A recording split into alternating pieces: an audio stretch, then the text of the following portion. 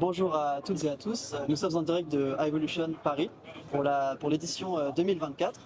Donc nous avons le plaisir d'accueillir Laurent Lecomte, Bonjour. lieutenant-colonel, bonjour, lieutenant-colonel à l'ENSOSP. Est-ce que vous pouvez nous dire quelques mots sur l'ENSOSP et votre rôle? Alors, je suis effectivement le lieutenant-colonel Laurent Lecomte. Je suis le chef de pôle des formations aux emplois d'encadrement et de spécialité et également chargé de la mission risque hydrogène et nouvelles énergies au sein de l'établissement. L'École nationale est un établissement chargé de la formation des 28 000 sapeurs-pompiers de France, professionnels et volontaires, et des services de santé. Nous assurons dans le cadre de leur formation, bien évidemment, tout ce qui est lié aux missions de commandement, aux missions d'encadrement, de spécialité, et pour ce qui nous concerne aujourd'hui, bien évidemment, une acculturation sur les risques émergents et nouvelles énergies, en particulier l'hydrogène.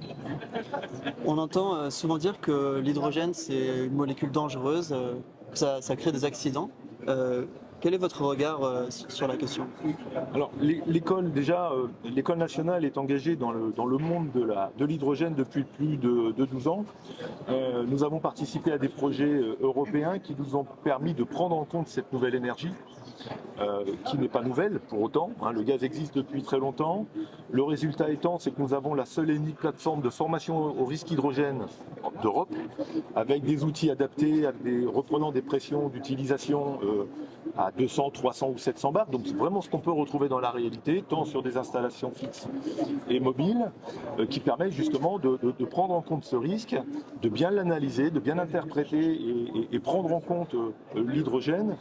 Pour revenir à votre question sur la dangerosité, je dirais que l'hydrogène est connu, mais c'est pas nouveau. Comme tous les gaz, il peut être considéré comme dangereux, et comme je dis très souvent à certains collaborateurs du monde industriel ou pompiers, ce qui est dangereux, c'est pas l'hydrogène, ce qui est dangereux, c'est de ne pas le connaître. Donc on est là pour apprendre à le connaître ensemble. Et en dehors de la formation, est-ce que vous voyez des usages potentiels de l'hydrogène dans l'utilisation quotidienne des pompiers, par exemple, que ce soit pour les véhicules ou au niveau du matériel, peut-être? Effectivement, l'évolution technologique fait que nous allons accompagner les industriels et on va vivre l'évolution de la technologie telle qu'elle est présagée.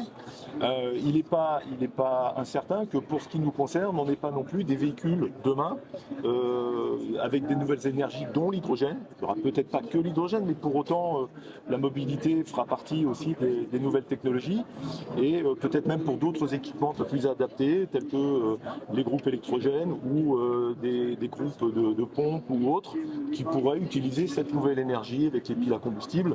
Voilà, vraiment vivre l'évolution technologique dans laquelle nous sommes aujourd'hui. Mon colonel, merci beaucoup. Merci.